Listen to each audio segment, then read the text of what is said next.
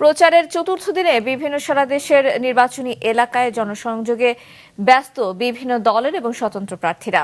সকাল থেকে রাত অবধি ঘুরছেন ভোটারদের কাছে, করছেন পথসভা, উঠান বৈঠক, উন্নয়নের নানা প্রতিশ্রুতি দিয়ে ভোট চাইছেন তারা। সকালে ঠাকুরগাঁয়ে নির্বাচনী গণসংযোগ করেন বিএনপি মহাসচিব মির্জা ফখরুল ইসলাম আলমগীর। শহরের বরুণাগাঁও মাদ্রাসা মাঠে নির্বাচনী সভা করেন তিনি। আমরা রাজনীতি করে সম্পদ বানাইনি, আমরা আমাদের বাড়ি ঘর বাপ দাদার দেওয়া জমা বিক্রি করে রাজনীতি করি। এটা স্বীকার করেন তো নাকি? তাহলে আমাদের কাছে আপনারা নিরাপদ থাকতে পারবেন। আমরা অন্তত আপনাদের আমানত নিয়ে খেয়ানত করব। রাজশাহী ৩ মোহনপুর আসনে বিএনপি প্রার্থী অ্যাডভোকেট শরীফুল হক মিলন সকাল থেকে কামারপাড়া এলাকায় নির্বাচনে জনসংযোগ করেন। এই সময় উপজেলার রাস্তাঘাট, শিক্ষা প্রতিষ্ঠান ও ধর্মীয় প্রতিষ্ঠানে উন্নয়নের প্রতিশ্রুতি দেন তিনি।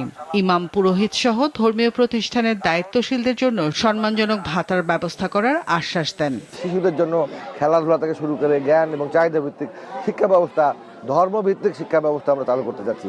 আমরা আলেম ওলামা, বিশেষ করে মুয়াজ্জিম, ইমাম, এদের জন্য আমরা সম্মানের ব্যবস্থা করছি। আমরা অন্যান্য যারা ধর্মাবলম্বী আছে, বিশেষ করে হিন্দু, বৌদ্ধ, খ্রিস্টান, তাদের ওই সমস্ত পুরোহিত, তারপর প্রধান, তাদের জন্য সেবায়েত, তাদের জন্য আমরা একই ব্যবস্থা চালু করতে যাচ্ছি।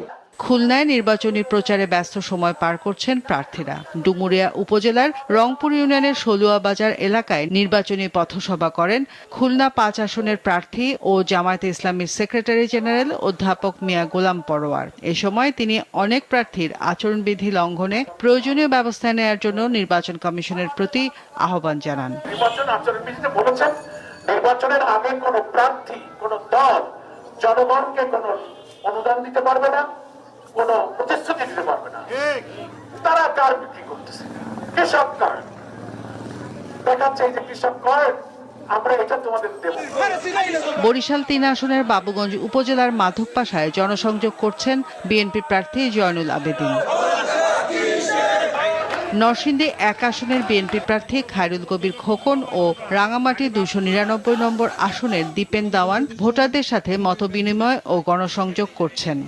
এই বিএনপি হচ্ছে একটি জনবান্ধব দল। সাভারে এনসিপি প্রার্থী দিলশানা পারুল সকাল থেকে শুরু করেছেন প্রচারণা। পরিচ্ছন্ন নগর, চাঁদাবাজ ও মাদকমুক্ত সাভার, নদী রক্ষা ও ব্যবসা বান্ধব এলাকা গড়ে তোলার প্রতিশ্রুতি দিচ্ছেন তিনি। এই সময় দিলশানা পারুল গণভোটে হ্যাঁ নির্বাচিত করার পক্ষে প্রচার চালান। রওশন জাহান মিষ্টি, মাছরাঙা নিউজ ডেস্ক।